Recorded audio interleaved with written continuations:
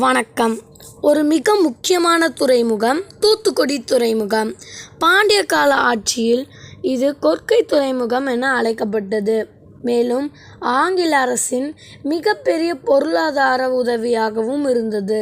இதை கண்ட கப்பலோட்டிய தமிழரான வ.உ.சி. சிதம்பரனார் இதை தீவிரமாக எதிர்த்து சுதந்திரம் எனது பிறப்புரிமை என முழங்கினார். இதை பற்றி விரிவாக காணப்போகிறோம்.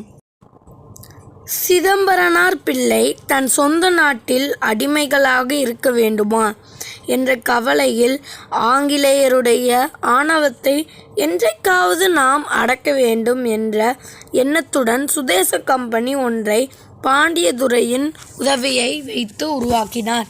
சுதேச கம்பெனி மூலமாக கப்பல் ஒன்றை 1907ஆம் ஆண்டு கடலில் ஏற்றினார். அந்த நாளை வாழ்வில் மறக்கவே மாட்டார் என்றார் வ.உ.சி.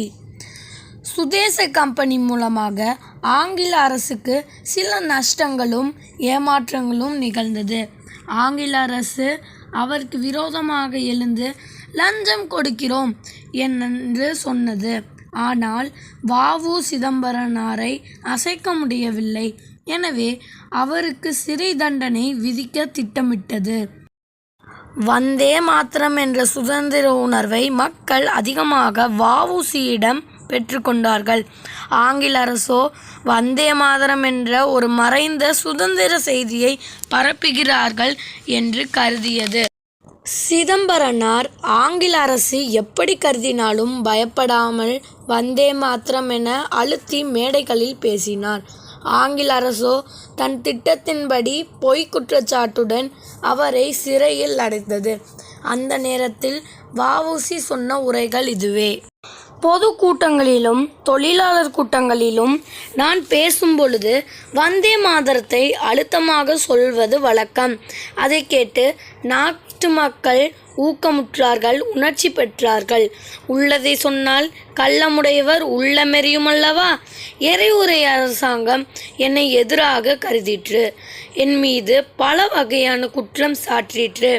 நாட்டின் அமைதியை நான் கெடுத்தேனாம், நல்ல முதலாளிமாருக்கு தொல்லை கொடுத்தேனாம், வெள்ளையர் மீது வெறுப்பை ஊட்டினேனாம், வீர சுதந்திரம் பெற வழி காட்டினேனாம். சிதம்பரனாரின் பெரிய தண்டனைகளை சிறை தண்டனைகளாக மாற்றின போதும் அவருக்கு அதிக வேலைகளை சிறையில் கொடுத்தார்கள். அச்சமயத்தில் சிதம்பரனாரின் உரைகள் இதுவே.